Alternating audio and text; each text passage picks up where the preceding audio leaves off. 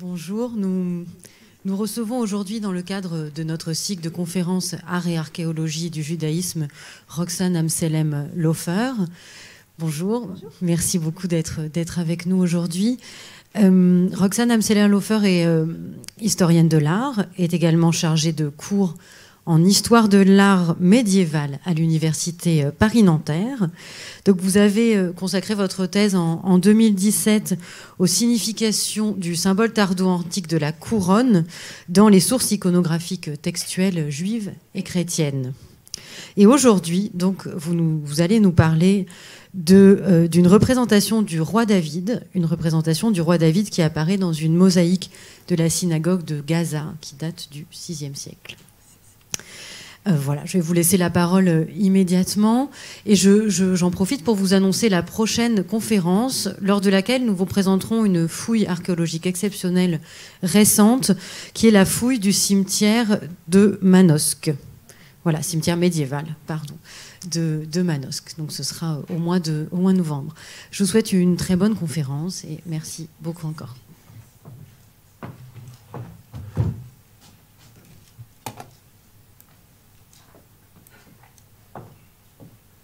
Bonjour à tous.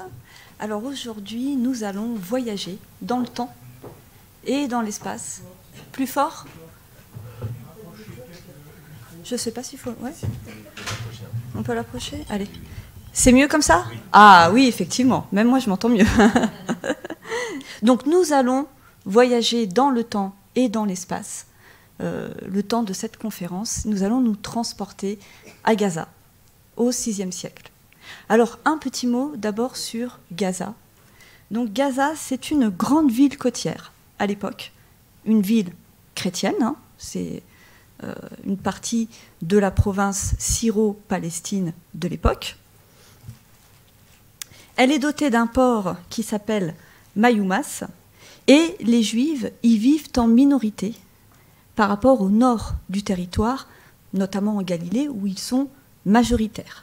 Donc, ils côtoient donc des chrétiens, qui sont nombreux, mais aussi des gens de culture gréco-romaine dite païenne, puisqu'on sait qu'à Gaza ont tenu encore bien longtemps les grandes écoles de rhétorique hellénistique. Bon.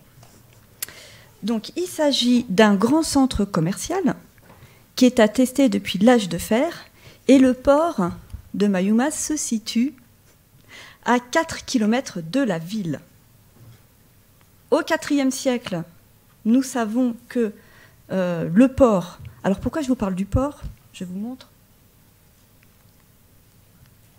Ici, parce que la synagogue a été retrouvée dans le port, dans la région du port, ou le port de Mayoumas. Donc on appelle cette synagogue la synagogue de Gaza, mais ce n'est pas tout à fait exact. Elle se situe dans ce port.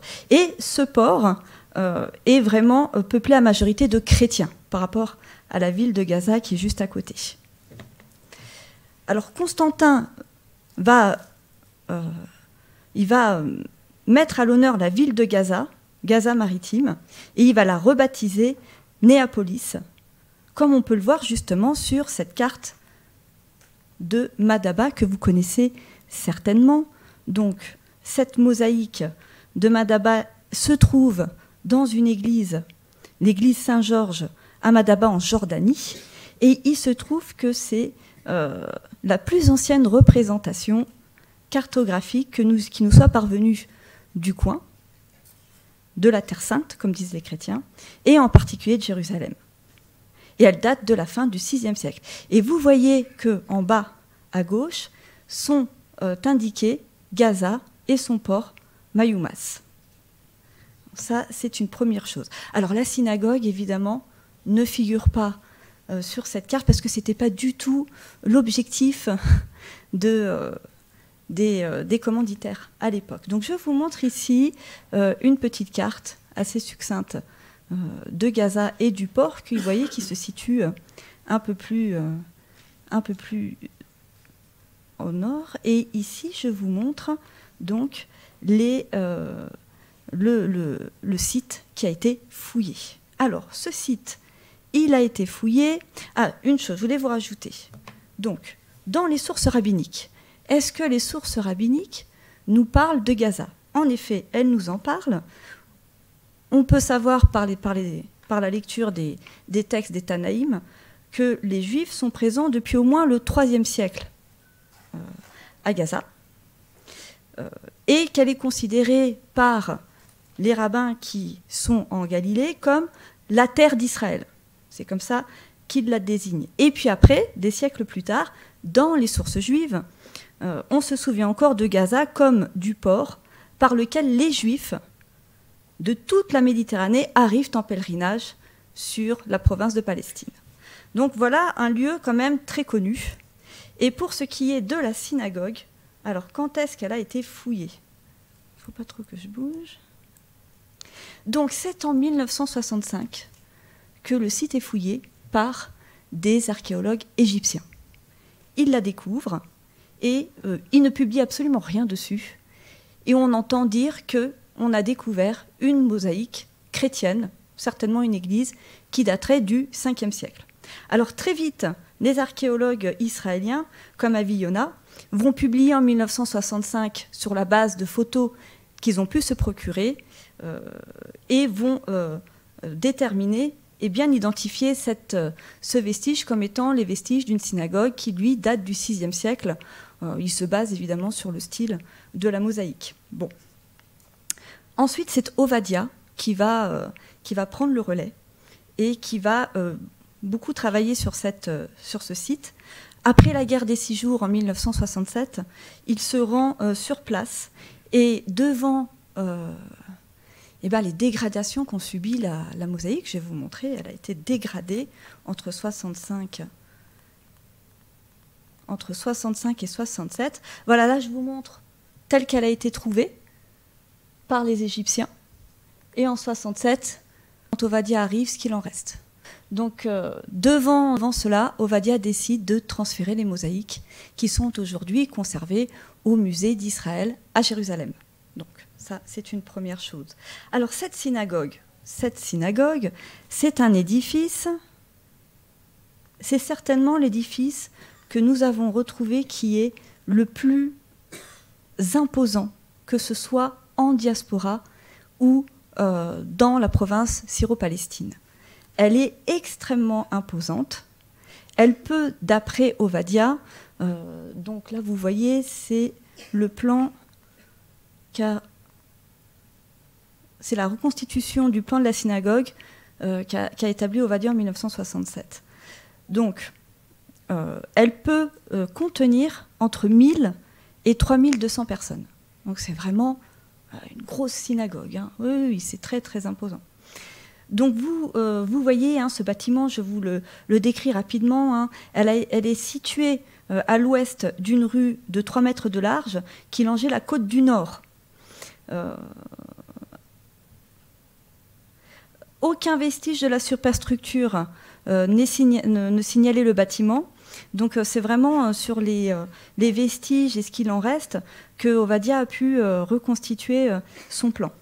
Donc, une salle de plan basilical presque carrée. Hein. C'est étonnant, mais pas tant que ça. Ça arrive. On en a déjà trouvé d'autres qui sont assez carrés, certainement pour convenir aux exigences du site. Des fois, on aimerait orienter vers Jérusalem, par exemple, mais on ne peut pas. C'est le cas ici. Donc, une nef flanquée de chaque côté d'allées doubles, séparée par 4 rangées de 10 colonnes. Donc, les dimensions de la salle, comme je vous l'ai dit, c'est du 30 sur 26 mètres, avec des murs longs orientés est-ouest, qui sont légèrement inclinés vers le sud. Donc, on n'a pas retrouvé d'escalier. Mais, d'après la structure, Ovadia suppose qu'il y avait des galeries supérieures le long des nefs latérales, si vous me suivez. Donc nous avons retrouvé, en plus de David, des fragments ici, qui se trouvent le pavement latéral, qui comportent l'inscription très importante puisqu'elle nous permet de dater l'édifice. Vous voyez ici, je vous donne des petits détails. Alors le décor très classique, hein, on trouve ça partout dans la région. Donc des rinceaux habités avec des animaux, sauvages, pas sauvages, je ne vais pas m'attarder dessus parce que c'est vraiment très classique. Bon. Ici, vous voyez l'inscription en tant que telle. Hop, je vous ai mis une petite traduction. Donc, c'est les commanditaires, hein, c'est leur dédicace, des marchands de bois, hein, qui remercient pour ce lieu très saint, ça aussi assez courant dans l'épigraphie de l'époque. Hein, la synagogue est considérée comme un lieu saint.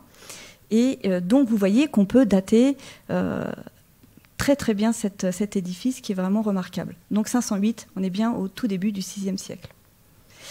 Avec ces pavements de mosaïque que nous avons retrouvés, ils ont retrouvé également des débris du chancel, vous savez, la barrière de chancel, qui se trouve en amont de la Béma, donc de l'Aron HaKodesh.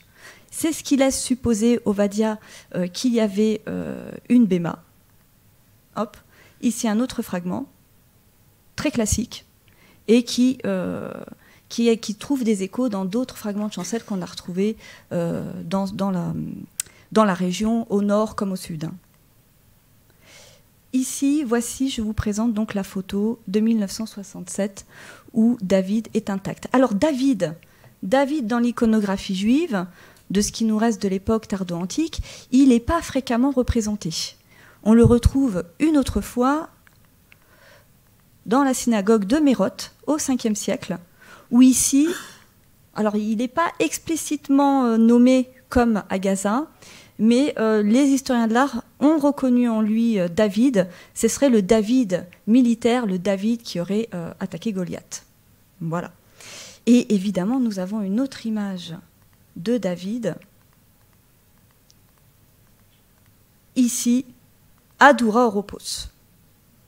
Et oui, donc 250, le panneau qui se trouve juste au-dessus de l'Aron HaKodesh.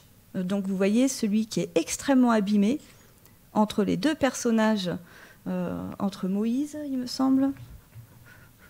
Oui, de part et d'autre des personnages l'un qui lit un parchemin et l'autre qui a les mains emmaillotées. Donc sur ce panneau serait iconographié le roi David. Je vous le montre ici. Vous voyez en haut à gauche une reconstitution. Alors c'est un panneau qui est extrêmement problématique pour les historiens de l'art, puisque quand Doura Oropos a été découvert, quand on a découvert les fresques, l'engouement des archéologues était intense, et ils ont déblayé, et la lumière a énormément abîmé les vestiges, j'imagine que vous le savez. Donc les registres se sont entremêlés, puisque vous savez qu'à l'époque, les artisans avaient l'habitude de repeindre sur le décor qui était précédemment là, parce qu'on va remettre au goût du jour souvent les édifices. Donc notre roi David, il était là dans la première phase de l'édifice de Doura Oropos, et il est représenté avec sa lyre, vous le voyez ici. Donc ça, c'est une reconstitution, c'est plusieurs historiens de l'art qui se sont succédés sur les lieux, et chacun a vu autre chose dans la fresque. Donc les uns ont vu là, vous voyez, il y a un singe. Kreiling, qui était vraiment l'archéologue qui a fouillé le site et qui a rédigé le rapport le plus important, lui, il n'a jamais vu de singe. Bref, personne ne s'accorde de savoir combien il y avait d'animaux autour de David, mais néanmoins, dans cette image, beaucoup d'archéologues y ont vu la première image du David Orphée. Ce fameux David Orphée dont je veux vous parler. Donc, apparemment, premier précédent. Alors, quand on a découvert le David à Gaza, on s'est dit, mais bien sûr, c'est Orphée. Pourquoi? Donc, si on reprend l'image de notre David, hop, ici, voilà, ouais, on va prendre celle-là. Donc, on voit David, qui est nommé, et qui a des animaux autour de lui. Donc déjà, d'un point de vue iconographique, pas mal d'historiens de l'art vont postuler qu'il s'agit d'une inspiration d'Orphée. Il y a même Goudinov qui va aller encore plus loin et qui va dire que c'est à cause des Juifs, finalement, ou grâce aux Juifs, que les chrétiens vont ensuite identifier le Christ à Orphée. Donc ce serait un précédent juif qui va passer comme ça dans le christianisme. C'est une idée forte, hein, une idée très forte. Bon. Je vous montre une des iconographies. On va regarder un petit peu Orphée, comment il est représenté. Donc souvent, là, je vous montre des catacombes de Domitille, à Rome, au IIIe siècle, une représentation d'Orphée. Donc vous le voyez, hein, il est systématiquement représenté de face, souvent, comme le roi David, effectivement. Il est là, ici, sur un rocher, et il est entouré de... c'est pas vraiment des bêtes sauvages, hein, vous me l'accorderez. Ici, je vous montre aussi des catacombes de Saint-Pierre et Marcellin, où nous voyons donc Orphée. Elle est très, très abîmée. Il y a des animaux, effectivement, de part et d'autre. Toujours la lyre. Et vous remarquez aussi le bonnet phrygien. Toujours.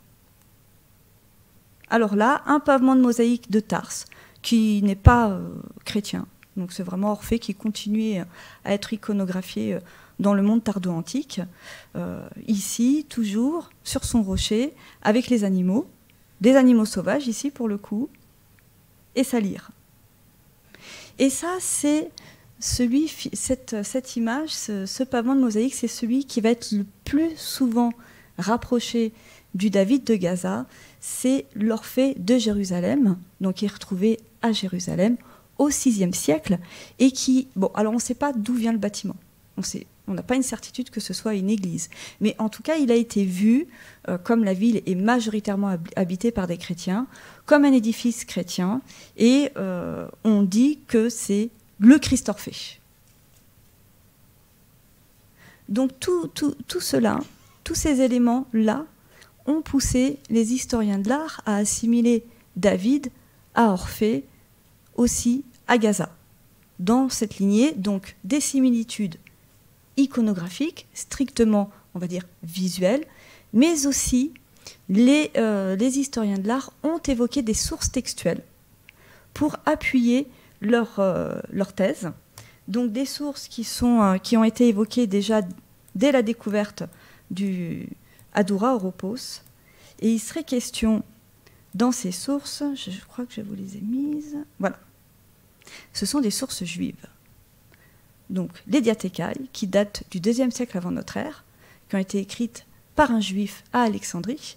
Diathécailles, ça signifie les testaments. Le psaume de Qumran, qui date du 1er siècle avant notre ère.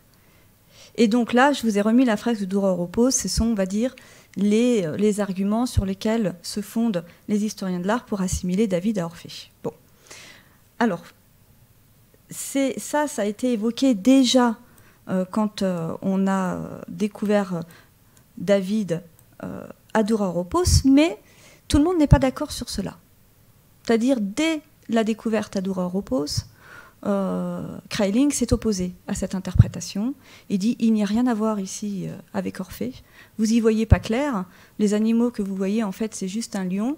Et il n'a pas eu tort. Hein. Le lion venait d'un panneau qui était daté plus tardivement. Mais enfin, c'est compliqué. Il dit c'est juste la représentation du David biblique.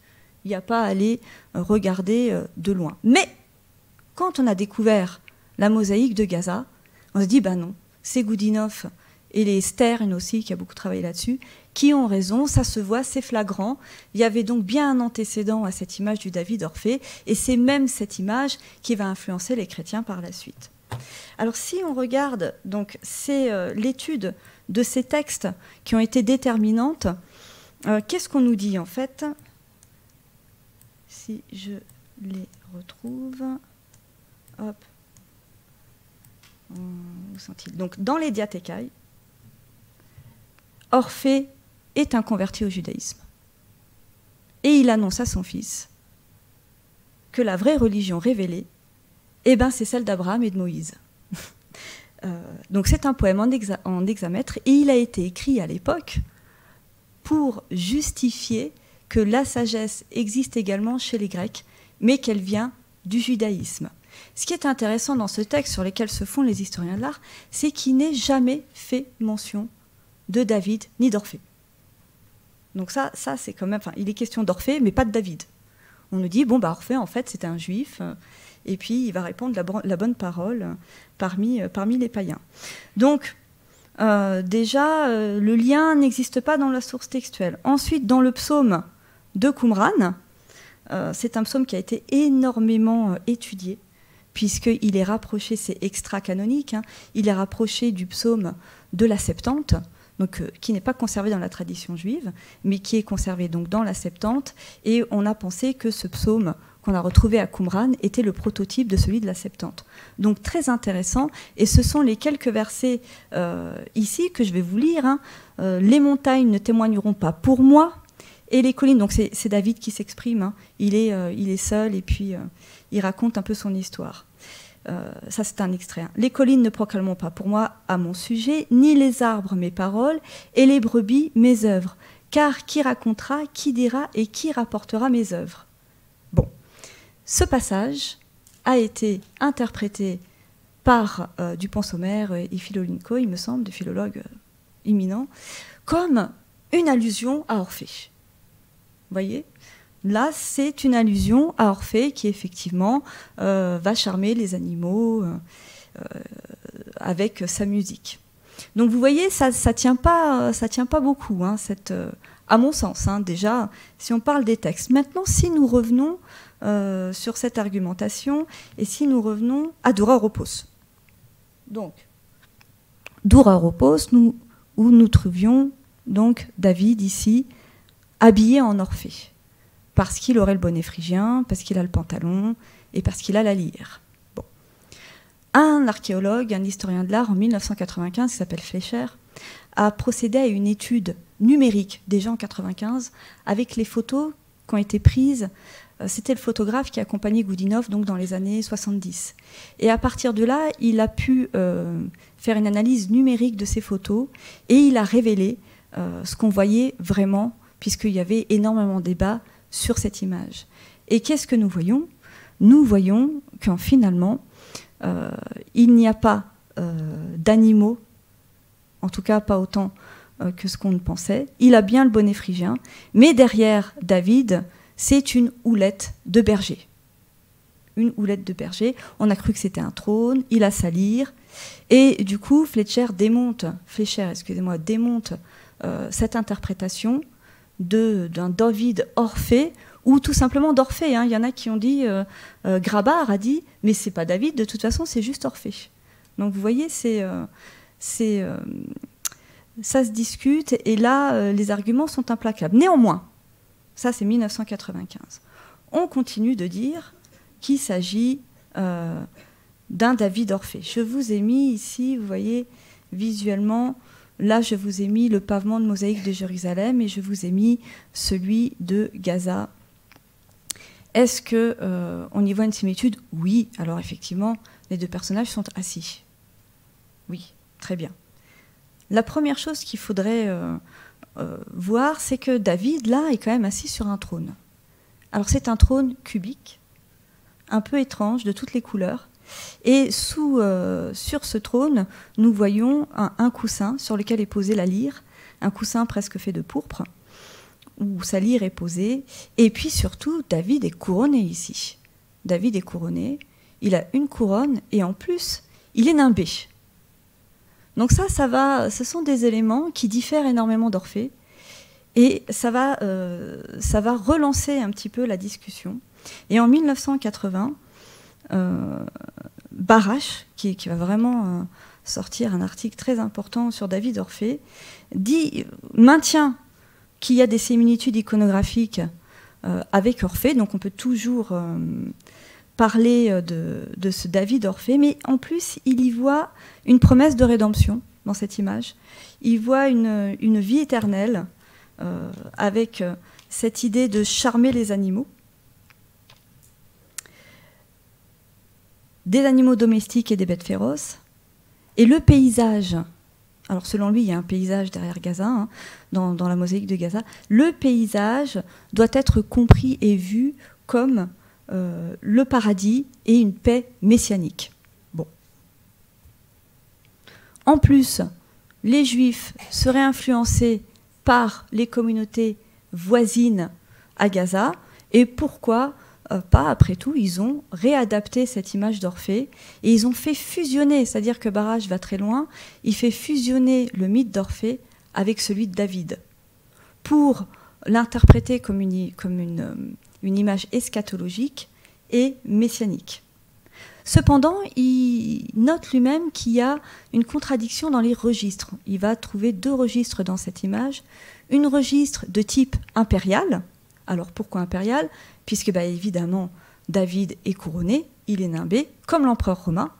Il est aussi habillé, pourquoi pas d'une pourpre, effectivement, le bas de sa jupe c'est une pourpre, donc en tout cas il est habillé richement.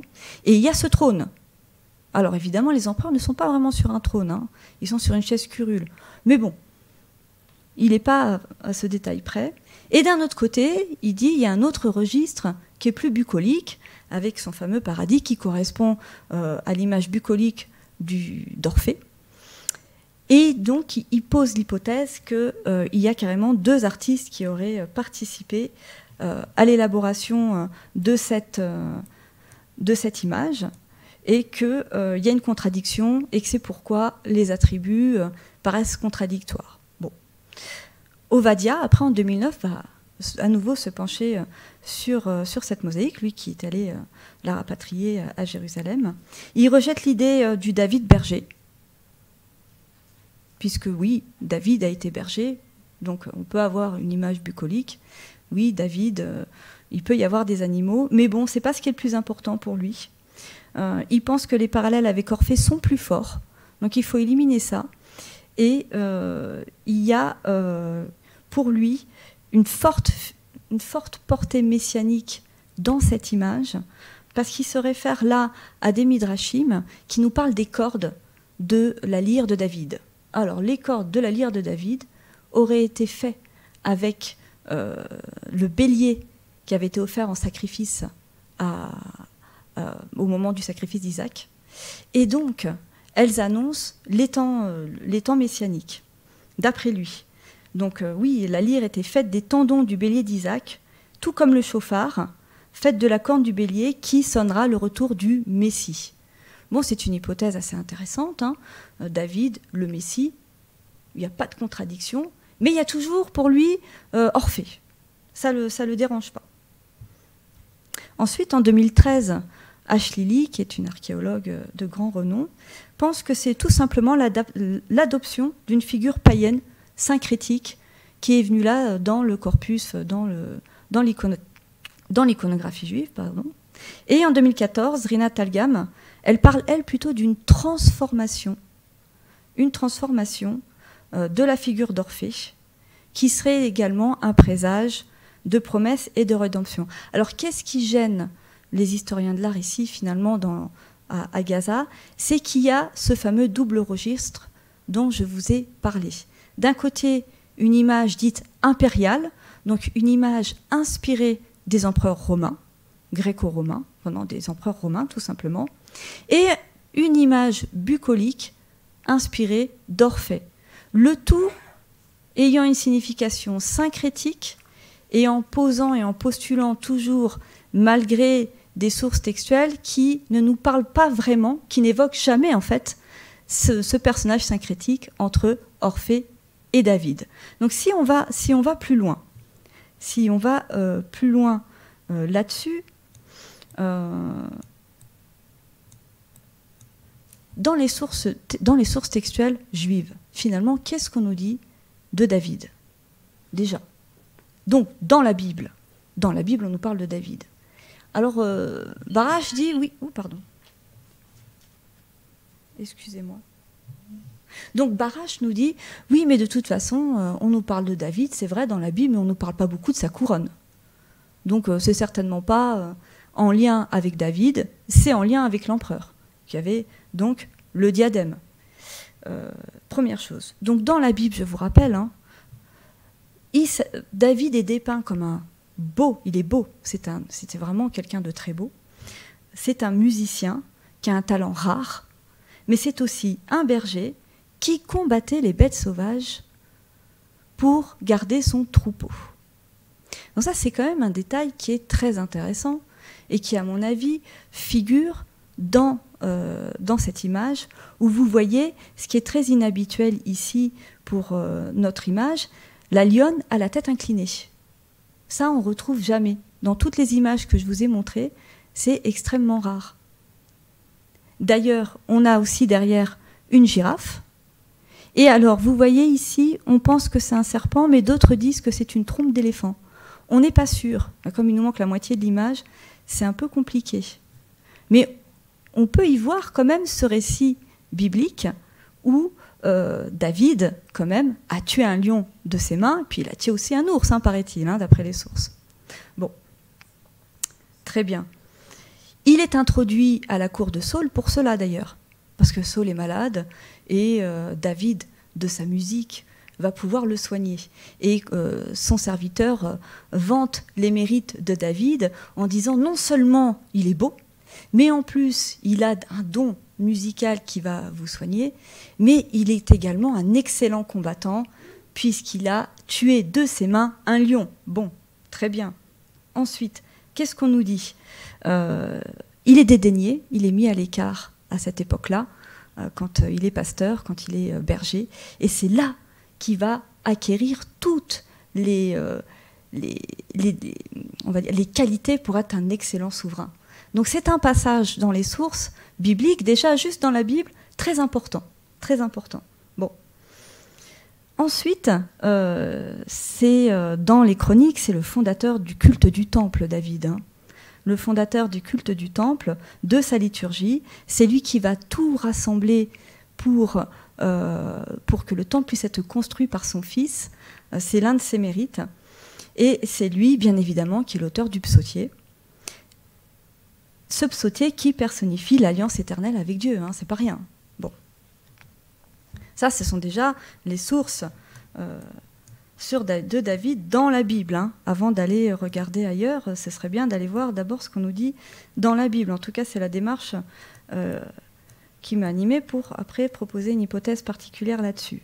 Alors la littérature pseudépigraphique et apocryphe, donc la littérature qui suit, extra-canonique, elle reprend tous les traits et toutes les qualités de David.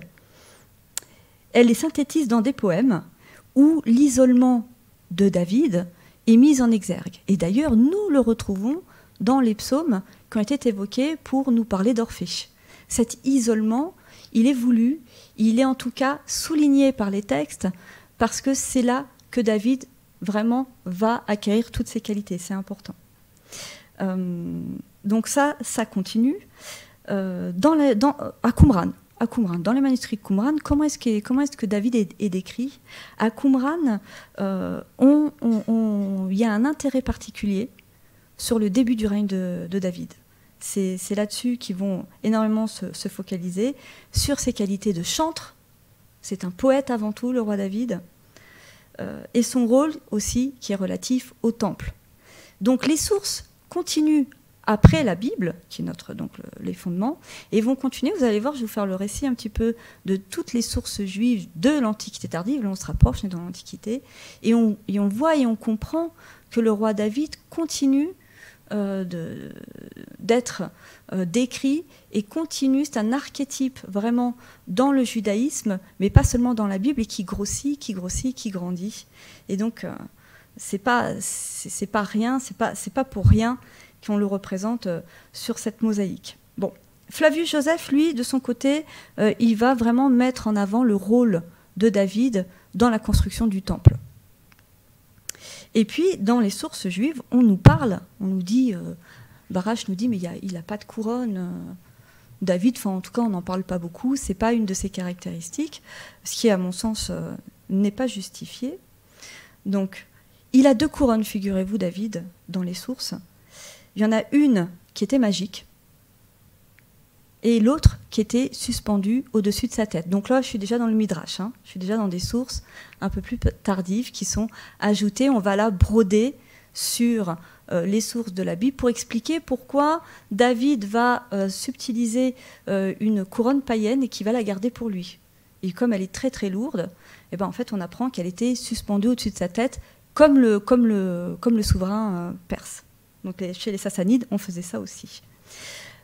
Une couronne donc magique, suspendue au-dessus de sa tête avec une colombe, donc comme le roi perse qui est décrit dans Esther Rabbah. Et la littérature juive tardo-antique, donc qui est contemporaine de notre pavement de mosaïque, met en valeur le don de prophétie de David. Ça, c'est quelque chose qui est vraiment mis en valeur dans les sources rabbiniques tardo-antiques. Hop, excusez-moi, qu'est-ce que j'ai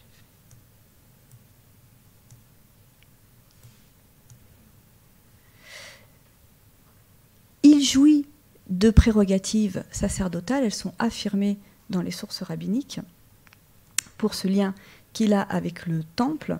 Il est comparé aussi à Moïse. Donc il prend vraiment une envergure très importante dans les sources juives tardo-antiques. Il est cet humble berger qui va tout apprendre de son errance dans son troupeau et qui va donc presque concurrencer, on ne pourrait pas dire ça, mais qui est comparé à Moïse puisque David est l'auteur des psaumes. C'est quand même quelque chose qui est mis en avant dans les sources, c'est très important. Ce qui est nouveau dans les sources tardo-antiques, et je vous en parle, c'est la lyre. La lyre que vous voyez, qui est représentée sur le pavement de mosaïque, elle a des attributs magiques, les rabbins lui attribuent de nouvelles fonctions magiques, puisque David est dépeint comme un roi qui étudie la Torah toute la nuit. Ça, c'est un élément nouveau qui est rajouté. Et comment fait-il pour étudier la Torah? Eh bien, sa lyre, qui est suspendue au-dessus de son lit, avec le vent qui y passe, va composer certaines notes et le réveiller pour qu'il puisse donc s'adonner à l'étude de la Torah. Voici donc le David qui est décrit dans les sources juives contemporaines. Alors évidemment, il n'est jamais fait mention d'Orphée.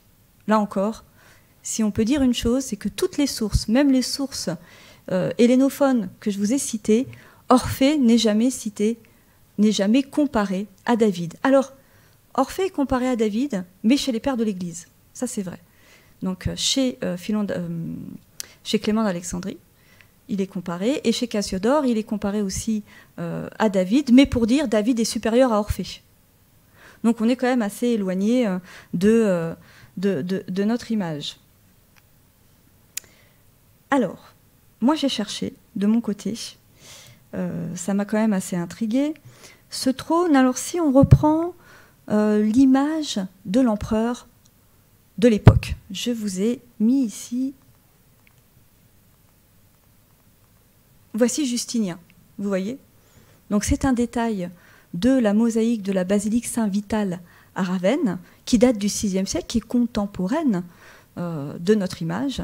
Et vous y voyez donc Justinien, c'est un détail, hein, qui est dépeint, qui est avec son diadème. Alors il a un diadème. C'est quoi le diadème de l'empereur? Le diadème, à l'origine, c'est un ruban de pourpre, à l'image d'Alexandre le Grand, sur lesquels on va, de part et d'autre, enfiler des perles, on va les coudre, comme vous voyez, et on va dire le diadème classique qui a une grosse gemme en plein centre. Donc déjà là, alors ça se noue, donc vous voyez les petites boucles qui sont de part et d'autre, les perles qui dépassent de part et d'autre des oreilles de Justinien, ce seraient les rubans de son diadème, qui est quand même extrêmement déjà transformé par rapport à un diadème du 1er siècle ou du 2e siècle de l'empereur. Donc déjà qui ressemble plus à une couronne qu'à autre chose. Et donc vous voyez qu'il est nimbé. Il est nimbé, cet empereur. Et donc, Barrage va dire, bah oui, bah en fait, David, sur notre image, où est-ce qu'elle est? Hop, je la recherche. On ne va pas prendre celle-là. Ici. Donc là, évidemment, hein, je ne vous l'ai pas encore dit, mais je suis sûre que vous avez deviné, la mosaïque a été restaurée. La mosaïque a été restaurée à partir des photos que je vous ai montrées. Il y a eu 2 campagnes de restauration sur cette mosaïque. Et donc là, vous voyez que le nimbe est présent. On le voit très bien sur la photo. Et il est double. On va dire il est circulaire. Ils n'ont pas pu reconstituer la couleur, donc on ignore. Là, ils ont mis David roux, mais on ne sait pas s'il était roux. Hein. Et tout ce qui a été reconstitué, ils l'ont laissé un petit peu en beige parce qu'on n'a pas les couleurs. Mais vous voyez, tout de suite, il y a quand même une différence avec ce nimbe impérial Où est-ce que je l'ai mis? Ici. Vous voyez, ça c'est vraiment typique. C'est un disque, le nimbe, qui est plein, qui est doré, et qui est vraiment typique de l'iconographie byzantine de l'époque. Et je pense qu'à dessein, l'artiste, justement, ne voulant pas qu'on confonde David et l'empereur, a fait un disque très différent. Et il est original hein, par rapport à l'époque. Hein. Hop, vous voyez, c'est pas la même chose. Hein. Ça, c'est un détail d'iconographe. Là-dessus, on est capable, on se dispute là-dessus. Hein. Donc, pour moi, ça écarte cette image de l'empereur. Ou alors, si on avait voulu vraiment reprendre l'image de l'empereur, on aurait fait un disque plein. C'est important le nimbe, hein. C'est quelque chose de presque divin et donc c'est pas un détail à l'époque. Bon, ce nimbe qui est très différent. Et puis il faut remarquer qu'à l'époque, c'était pas seulement l'empereur qui était nimbé, il y avait d'autres personnages qui étaient nimbés. Donc du coup, bon, le modèle de l'empereur, c'est pas forcément avéré. Et vous voyez la couronne du roi David ici. Pour moi, c'est une couronne qui annonce presque les couronnes médiévales. Une couronne médiévale, c'est une couronne vraiment de métaux précieux. On n'a plus l'ambiguïté du diadème, et d'ailleurs tous les souverains vont passer de ce modèle iconographique gréco-romain, avec d'abord le diadème, c'est-à-dire ce fameux ruban dont je vous ai parlé, qui va, au fur et à mesure du temps, se remplir de pierres précieuses. Et c'est normal, puisque l'empereur est devenu chrétien. Et que dans le christianisme et aussi bien dans le judaïsme, toutes ces pierreries, toutes ces perles ont une signification symbolique très forte. C'est en rapport, ne serait-ce qu'avec un texte d'Isaïe, qui dit qu'Israël sera ma couronne, et cette couronne est faite de pierres précieuses. Ce sont des éclats qui signifient le monde divin. Vous voyez, c'est une promesse du monde divin. Bon. Donc une couronne du roi David qui, à mon sens, a peu de rapport avec le diadème de l'empereur. Ça, c'est une chose. Pour moi, cette image, elle est très éloignée. Alors, très éloignée. Oui, effectivement, David est assis, il est sur son trône.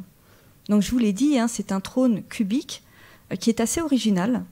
Et c'est très très rare que l'empereur soit représenté sur un trône de ce type, cubique, multicolore, comme nous le voyons ici. Ce qui est pour moi encore une façon pour l'artisan ou le commanditaire de cette image de justement faire une différence entre l'empereur et David. Ça souligne sa dignité royale, ça n'a aucun doute. Et pour moi, cette image, elle est composite, elle essaye de ramasser un peu tout ce que nous savons du roi David, mais dans une tradition tout à fait biblique, je dirais même rabbinique, mais en tout cas en rapport avec les sources juives, sans pour autant penser à une contamination de l'iconographie juive par le registre gréco-romain. Bon. La question pour les historiens de l'art, c'est est-ce qu'un schéma type, c'est-à-dire un personnage assis avec une lyre, c'est vrai que, effectivement, Orphée a une lyre, David aussi. Mais est-ce qu'on peut les rapprocher pour autant? On pourrait aussi rapprocher ici David d'Apollon.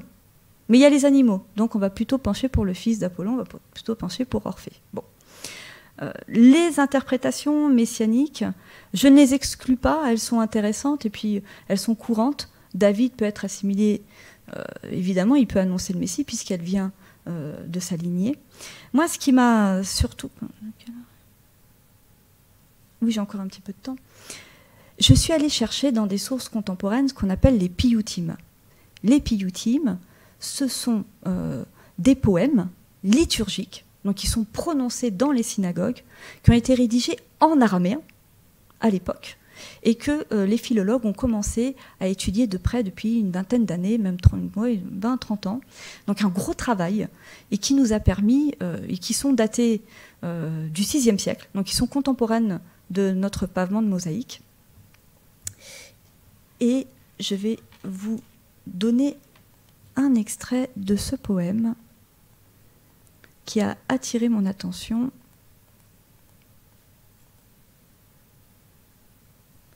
Donc un poème liturgique qui est daté du VIe siècle et qui nous parle de David.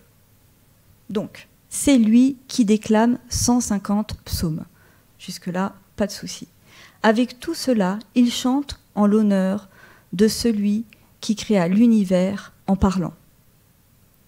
Ceux qui se réunissent dans les synagogues pour les déclamer tournent leur regard vers celui qui s'apprête à passer en chevauchant un âne.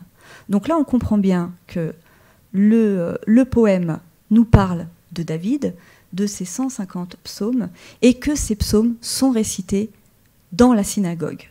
Et que quand les fidèles sont réunis dans la synagogue et qui chantent les psaumes, évidemment, ils pensent au roi David. Évidemment. Donc les psaumes, avec lui, ont couronné mes sages et saints. Ils furent tous récités en son nom, comme l'enseignent mes commentaires. C'est ainsi qu'ils furent consignés dans la bouche de mes sages et mes chefs. Ce sont les cantiques de louange de David, fils de Jessé. Le Seigneur se souviendra de son serment dans sa compassion. Il nous rachètera des 70 nations. Ils chanteront et exalteront le puissant. Il sauvera le peuple qui aura complètement récité, j'arrive plus à lire, le livre des psaumes. Et donc, vous voyez, dans ce piyut, qui à mon sens est très important, et qui nous aide à comprendre la présence du roi David dans cette mosaïque, premièrement, je pense qu'il est là tout simplement puisque dans la liturgie, on l'évoque. On évoque le roi David, on évoque ses psaumes, et on chante les psaumes quelque part un peu avec lui. On essaye de se mettre un peu à son niveau et on chante avec le roi David. Il y a effectivement une idée de rédemption. Je ne le nie pas, là, pour moi c'est évident. Je ne peux pas le confirmer puisqu'il nous manque une partie de la mosaïque, mais il se peut que les anciens, quand ils pensaient et qu'ils chantaient les psaumes du roi David dans la synagogue, ils pensaient à la restauration de ce monde glorieux, du puissant, du Messie, de la rédemption, du rachat des fautes d'Israël et de retrouver un peu son rang parmi les nations. C'est pour moi la source qui est la plus proche des anciens à l'époque, qui est la plus vive et qui, à mon sens, explique le mieux la présence du roi David dans cette mosaïque. Et donc je réfute, dans mes travaux de recherche, évidemment le modèle d'Orphée et également le modèle impérial qui pour moi ne sont pas nécessaires pour comprendre l'image. Voici, donc je pense que je peux laisser place maintenant à vos questions. Oui, si vous en avez. Je ne veux pas monopoliser la parole, mais je voudrais d'abord vous remercier pour cette magnifique conférence qui lie l'iconographie et les textes, et ce dialogue entre les textes et l'iconographie, c'est évidemment extrêmement précieux et assez rare, somme toute. Il y a peut-être des précisions à donner, Roxane, si vous permettez. Le fait que, déjà, le contexte de la découverte, est-ce qu'on le connaît ? Qu'est-ce qui a justifié ces fouilles d'archéologues égyptiens en 65? On ne sait pas, d'accord. On ne sait pas. C'est pas une fouille préventive, il n'y a pas un aménagement sur le site. C'est un vrai souci, c'est un vrai problème. C'est pour ça qu'Avillona tout de suite va essayer de publier. Parce qu'ils n'ont. Alors, je ne peux pas vous dire volontairement ou pas, mais en tout cas, ils n'ont pas publié. Oui. Alors, on peut penser qu'il y avait un embarras d'ordre idéologique pour des archéologues égyptiens musulmans sur une synagogue antique.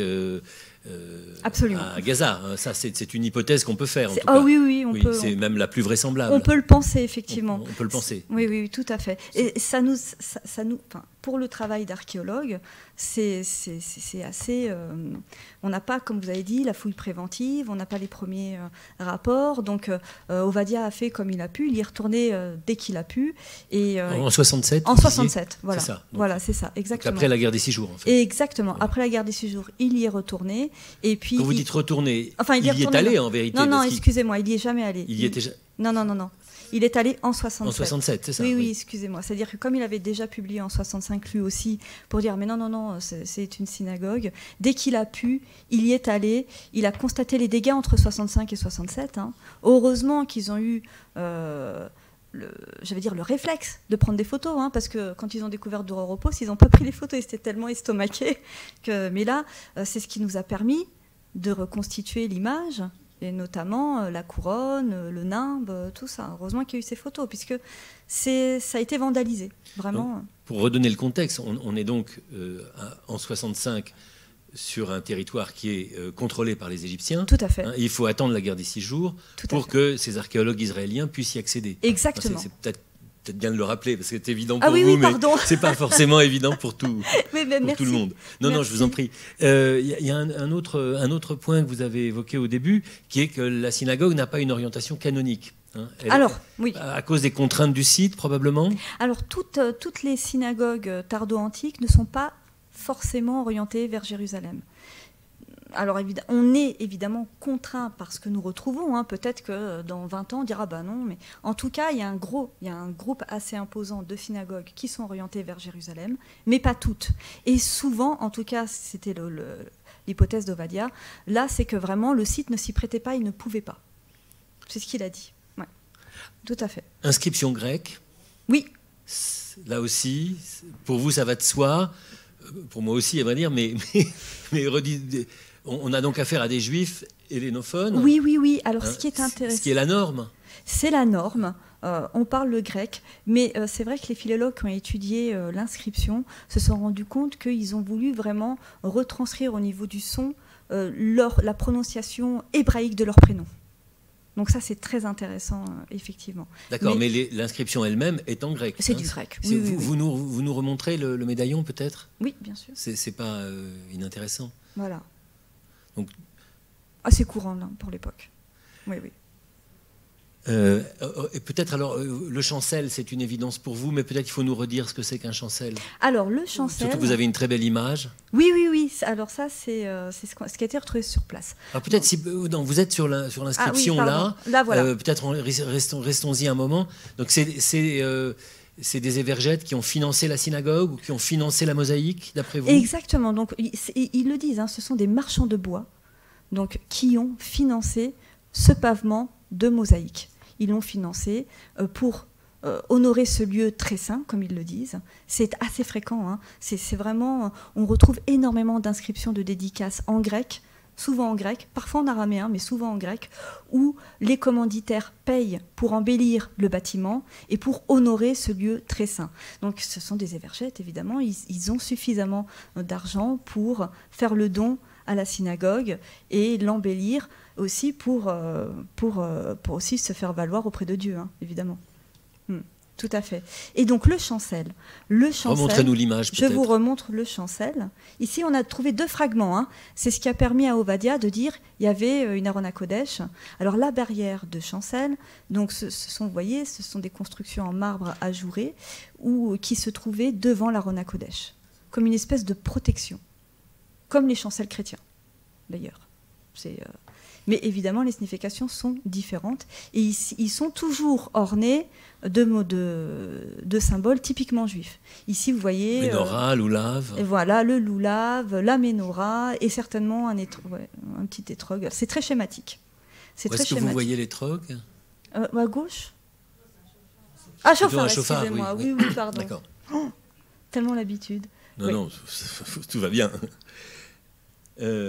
Et ça, donc, on a retrouvé, et ça permet à Ovadia de dire qu'il y avait une Aron HaKodesh. Alors pour vous, c'est à quelle distance de l'Arche Sainte ? Alors, mais c'est tout proche. Je vous montre sur oui, mais le plan. proche, c'est abstrait. Enfin, Ici, vous voyez oui.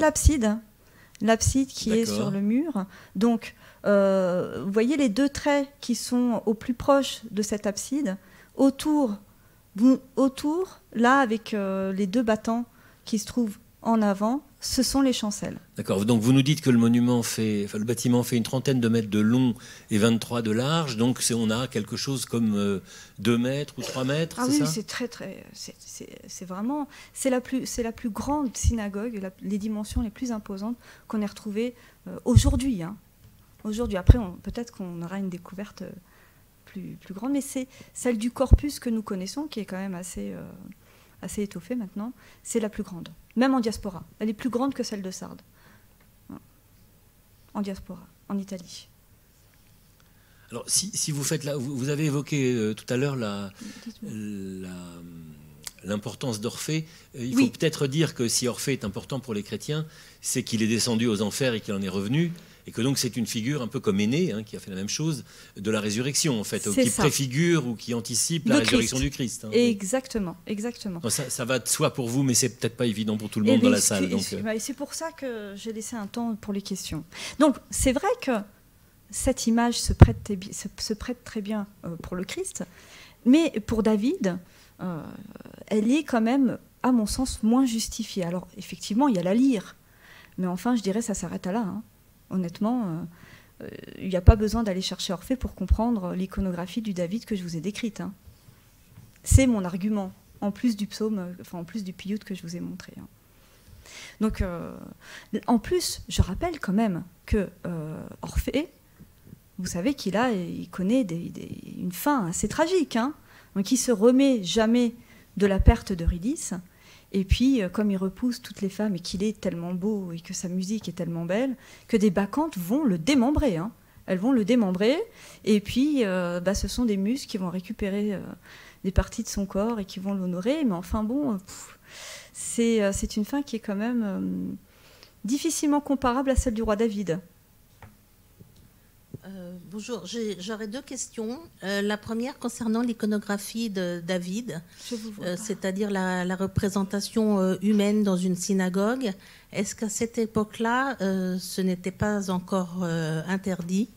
Et voilà, c'est un petit peu ma question par rapport aux représentations humaines de la synagogue. Ma deuxième question, c'est par rapport à la situation actuelle à Gaza et l'état de ces fouilles, l'état de cette synagogue actuellement. Qu'en est-il? Est-ce que ce lieu est protégé ou voilà, qu'en est-il de ce lieu actuellement? Très bien. Alors la figure humaine apparaît très fréquemment dans les synagogues tardo-antiques.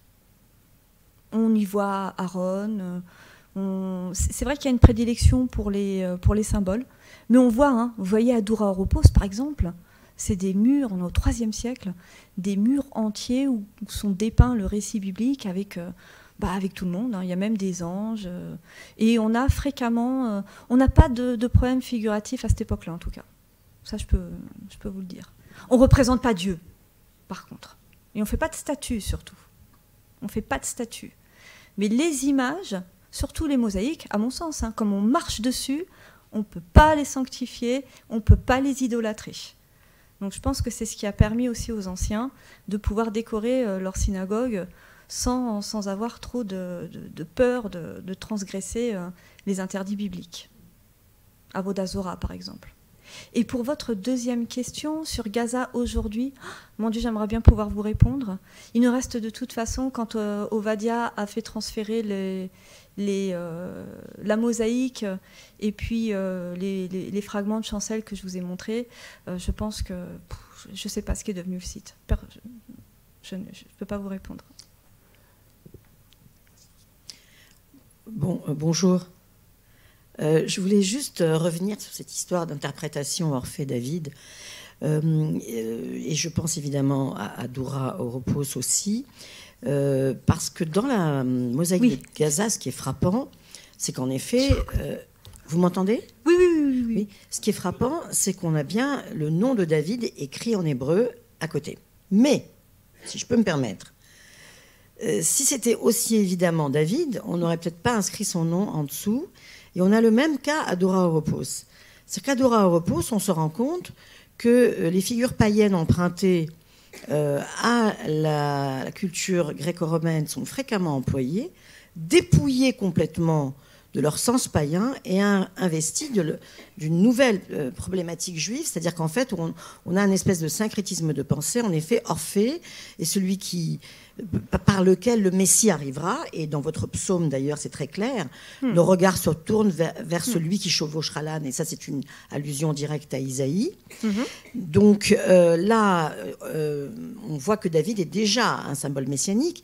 Par ailleurs, il apparaît dans une deuxième scène de Doura Oropos sous la l'onction, Hein. Oui. Et donc, il n'est pas dans le même panneau, parce que dans le panneau narratif, où il est érigé comme roi, et puis le panneau messianique, où il est représenté comme probablement celui par lequel le Messie arrivera. Et c'est pour ça que je pense à la figure d'Orphée.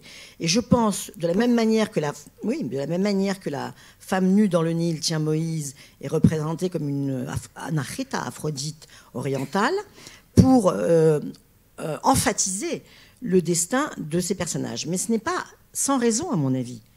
Et vous dites ici que vous êtes dans une ville chrétienne, beaucoup de chrétiens autour. C'est une synagogue qui pouvait contenir jusqu'à 1000 à 1200 personnes. Je crois qu'il ne faut pas ici oublier d'envisager le contexte prosélyte du judaïsme et le fait qu'il y a probablement de très nombreux prosélytes, et Adora, on le voit, un des donateurs signe le prosélyte. À Beit Alpha, un des artistes signe « Je suis le prosélyte ». Et donc ces images ont aussi un but didactique. C'est pour que justement, cette image d'Orphée qui est si fréquente et si connue ne soit pas confondue avec celle de David. Et on dit bien que c'est le roi David ici qui est représenté en Orphée. Donc je crois que là, je pense que l'histoire d'Orphée fait écho à celle de David. Et c'est d'autant plus commode pour éduquer les païens qui arrivent au judaïsme, pour l'expliquer un peu les similitudes qu'ils avalent, enfin qu'ils comprennent mieux quel est le dogme du judaïsme et quels est les emblèmes qui entourent la légende du roi David, qui est fortement incrustée, puisque finalement on trouve des mentions au roi David dans les sources même extra-rabbiniques, alors qu'on n'a même pas celle de Salomon, par exemple. David a marqué son temps. Donc c'est pour ça que je dis que je pense que vous ne pouvez pas exclure, si je peux me permettre, hein, la comparaison avec Orphée, parce qu'elle sera reprise à l'infini, et surtout parce que, en effet, c'est l'Orphée messianique auquel il est fait allusion, et c'est parce qu'à l'époque, on attend, et d'ailleurs, excusez-moi, mais je pense que c'est renforcé par la représentation de la Ménorah flanquée du loulav et du chauffard, qui sont des emblèmes messianiques par excellence. Oui, j'essaye de... Merci, hein. Merci beaucoup. J'essaye de vous répondre, parce que c'est assez vaste. Moi, je suis d'accord pour les interprétations messianiques. Pour ce qui est d'Orphée, il faut quand même reprendre les recherches d'Elsner. Je sais, par exemple, si je reprends cette image. Elsner, c'est un chercheur, un historien de l'art. Par exemple, sur celle qu'on va rapprocher le plus, hein, donc c'est Orphée ici, le pavement de Jérusalem. Alors, on dit que c'est le Christ, hein, Christ Orphée. Et Elsner sort en 2009, il me semble, un article très conséquent où il remet en cause complètement cette interprétation du Christ Orphée. Et il dit finalement, on ne sait pas quelle était l'origine de ce bâtiment. Et peut-être que c'est Orphée, mais c'est Orphée, c'est peut-être pas le Christ, ou en tout cas, finalement, il y a peu de choses qui nous indiquent que c'est Christ Orphée, même dans les catacombes. Donc ce syncrétisme est vraiment remis en cause aussi dans l'iconographie chrétienne. Et pour Orphée, alors moi je réfléchis, vous avez raison, il y a tous ces prosélytes, on veut convertir, etc. Moi je pense que bon, elle est un petit peu au niveau du positionnement, mais c'est vrai qu'on ne peut pas en dire grand-chose, hein. Elle est tout au début, donc à l'entrée de la synagogue. Ici, on la mettrait parce que, vous voyez, elle est dans la nef centrale. Vous voyez pas? Oui, ici. Elle devrait être ici, normalement. Et j'entends votre hypothèse, mais je pense que ce n'était pas le but premier pour l'ornementation de la synagogue de faire du prosélytisme sur la décoration. Pour moi, alors, didactique, oui, très bien. Et didactique sur la figure de David, on n'a pas besoin d'aller chercher Orphée. Pour moi, c'est pas nécessaire. On peut la comprendre. Elle est tellement étoffée, cette figure, cet archétype, qui gonfle au fur et à mesure dans les sources textuelles juives, et dans ce piyut, que je vous ai montré, mais il y en a d'autres, qui va vraiment faire la synthèse et qui met l'accent sur le roi David qui compose les psaumes, ces psaumes qui sont lus dans la synagogue, des fidèles qui vont réciter les psaumes à l'unisson avec David, dans une idée messianique, clairement, et de rédemption. La photo dont vous parlez, c'était en 1965 ? Oui, ce sont les photos de 65. Qui a été faite par qui ? Par les Égyptiens. D'accord, donc ils n'ont pas publié, mais ils ont quand même pris des photos. Oui. C'est-à-dire qu'on ne peut pas dire qu'ils ont essayé de mettre ça sous le tapis. Ils n'ont pas fait de rapport, madame. Oui, mais ils ont pris des photos qui ont été utilisées ailleurs. Ils n'ont pas caché leurs photos, ils ont pris des photos. Avillona a pu les récupérer. Et les photos ont été publiées. Comment elles ont été... Oui, c'est Avillona qui les a publiées. Mais comment est-ce qu'il les a... Comment est-ce qu'il les a eus ? Oui. Ah, c'est une bonne question. Oui. Mais en tout cas, je sais qu'il les a eus. Donc, il y avait des communications entre eux. Voilà. Tout à D'accord. Merci. Mais ils n'ont pas fait de rapport, ce qui est très étonnant. Oui, mais enfin, je ne sais pas, moi, comment les gens faisaient les choses à cette époque-là. En général, quand on fait une découverte, après, on fait un rapport archéologique. Oui, mais 1965, historiquement, qu'est-ce qui se passait à ce moment-là ? Est-ce qu'il n'y avait pas d'autre chose à faire que ça ? Enfin, pour des archéologues, non, c'est leur travail. Oui, excusez-moi, madame. Oui, mais bon.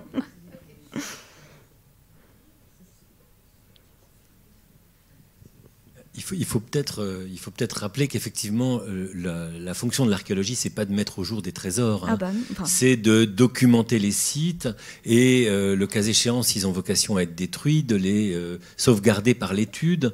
Et le rapport de fouille est finalement presque plus important que le mobilier archéologique mis au jour. Donc, quand Roxane Amselem nous dit c'était leur boulot, elle a plus que raison. Enfin, c'est le fait qu'il n'y ait pas de rapport et sur le plan scientifique et criminel, d'une certaine manière. Enfin, criminel, le terme est un peu fort, mais fautif en tout cas, gravement fautif. C'est ce qui permet à la communauté scientifique d'avoir connaissance des découvertes et de pouvoir les discuter comme nous le faisons aujourd'hui. Donc, s'il n'y a pas de rapport, c'est très compliqué. C'est pour ça que Avillona et Ovadia vont publier, même s'ils n'ont même pas mis les pieds là-bas, parce qu'ils ont pu se procurer les photos. Alors, à ce propos, je voulais ajouter une chose en réponse à une des questions. C'est que l'archéologie comme l'histoire, ce sont des disciplines cumulatives.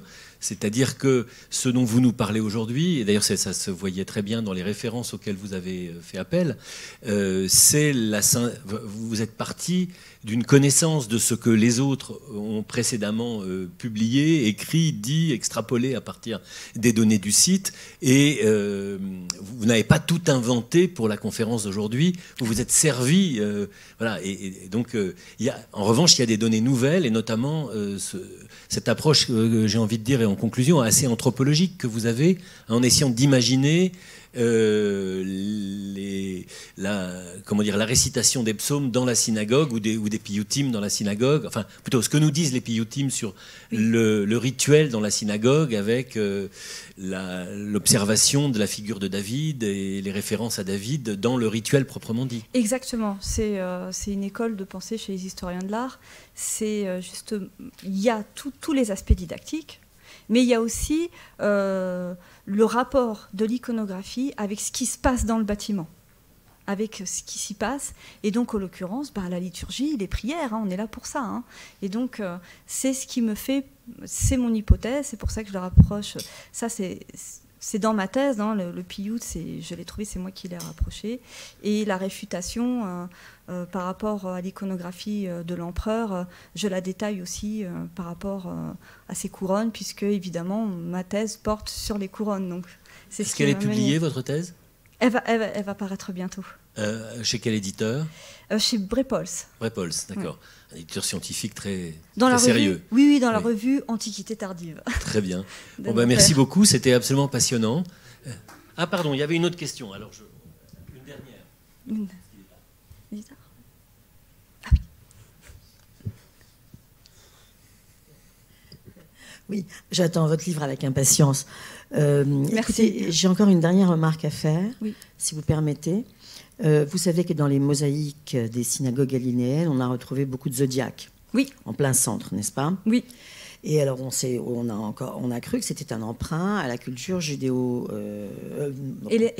gréco-romaine, jusqu'au moment où on a trouvé la liturgie. Et on a vu qu'il y avait des métaphores, en effet, pour comparer elle à Hélios sur son char.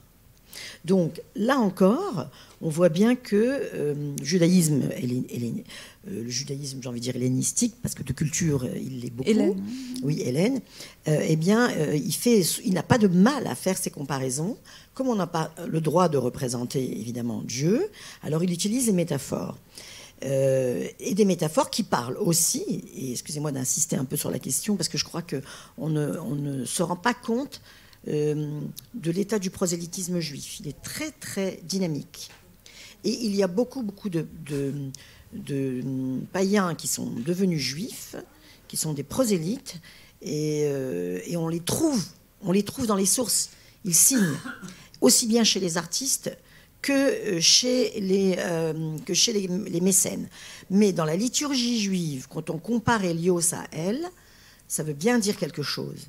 Donc c'est la raison pour laquelle, si vous permettez, je pense pas que vous puissiez exclure cet emprunt à l'imagerie d'Orphée, parce que les chrétiens feront pareil avec le bon pasteur et l'emprunt à la personne d'Hermès Criophore.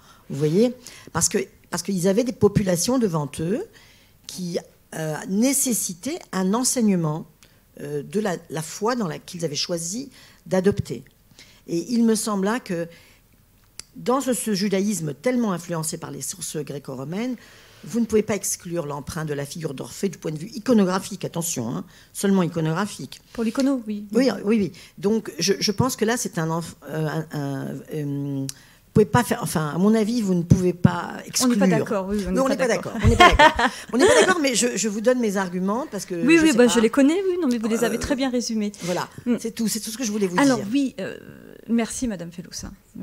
On pourrait en débattre, je serais ravie d'en débattre avec vous. Si. Alors, Alors, effectivement, Madame Fellous a raison. Hein. Les Juifs essayent de convertir aussi. Hein. Par contre, moi, j'ai lu Belaïch et tout ça là-dessus, c'est très intéressant. Et il y a quand même quelque chose qui est très difficile à l'époque pour les prosélytes. Et d'ailleurs, on va les appeler les craignants Dieu. Donc, ce sont des gens qui ont foi dans le judaïsme, on pourrait dire, mais qui n'osent pas passer le pas de la conversion parce qu'il y a la circoncision. Donc ça, c'est quelque chose, c'est un phénomène qui est bien documenté. Mais pour autant, j'entends votre discours. Hein. On va avoir besoin de convaincre, donc on va comparer. Je ne sais pas si c'est pertinent ou si c'est le message qu'ils veulent passer sur le pavement de mosaïque au sol. Et quant au zodiaque, je trouve que c'est une question passionnante et c'est la suite de mes recherches. Donc je vais aussi travailler là-dessus, hein, puisque juste pour le zodiaque, je ne peux pas vous en dire plus, parce que je cherche, j'aime bien. Il y a quand même un antécédent à Babylone. Le zodiaque, ce n'est pas que du gréco-romain. Hein. Et donc, on peut penser que c'est une adaptation, comme on dit, avec toutes les pincettes qu'on peut prendre, qui a déjà eu lieu fort longtemps dans le judaïsme, et qui a déjà pris une signification, on va dire, orientale, ou ancienne, 5e, 6e avant, bien avant que le modèle gréco-romain soit mis en valeur. Quoi qu'il en soit, vous avez raison, c'est le monde dans lequel ils vivent. Il faut savoir quand même que dans les sources romaines, les Juifs font une réputation d'astrologues.